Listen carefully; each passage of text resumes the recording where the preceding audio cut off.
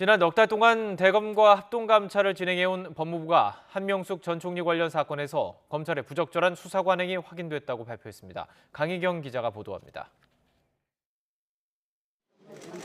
이른바 한명숙 전 국무총리 모해 위증교사 의혹은 지난해 4월 한 전 총리 사건 검찰 수사팀이 재판의 증인으로 나온 재소자들에게 허위 증언을 사주했다는 폭로가 나오면서 불거졌습니다. 대검찰청에서 감찰을 진행한 결과 증거 부족을 이유로 사실상 무혐의 처분을 내렸는데 이문정 당시 대검 감찰정책연구관은 의사결정 과정에서 자신이 배제됐다며 공개적으로 반발했습니다. 이에 박범계 법무부 장관은 사건을 재심의하라는 수사 지휘를 내리면서 과거 수사 당시에 벌어진 위법 부당한 관행을 들여다보고 개선 방안을 마련하라는 합동감찰 지시를 내렸습니다. 그리고 넉 달 만에 박범계 장관이 직접 나서 결과를 발표했습니다.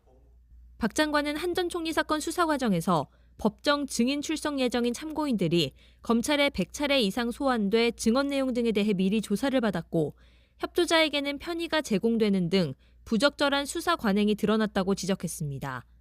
진정 사건이 처리되는 과정에서는 이례적인 재배당 시도와 주임 검사 교체 등의 문제가 있었다고 밝혔습니다.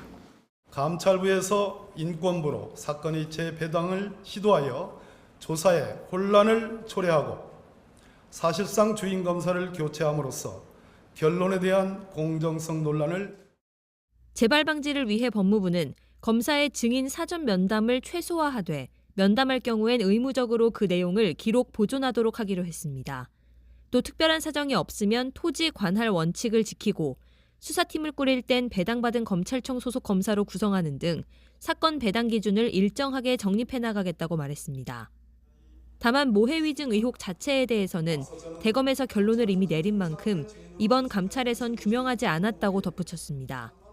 우리 검찰이 과거와 단절하고 완전히 새로운 미래 검찰로 나아가는 계기가 되길 진심으로 바랍니다.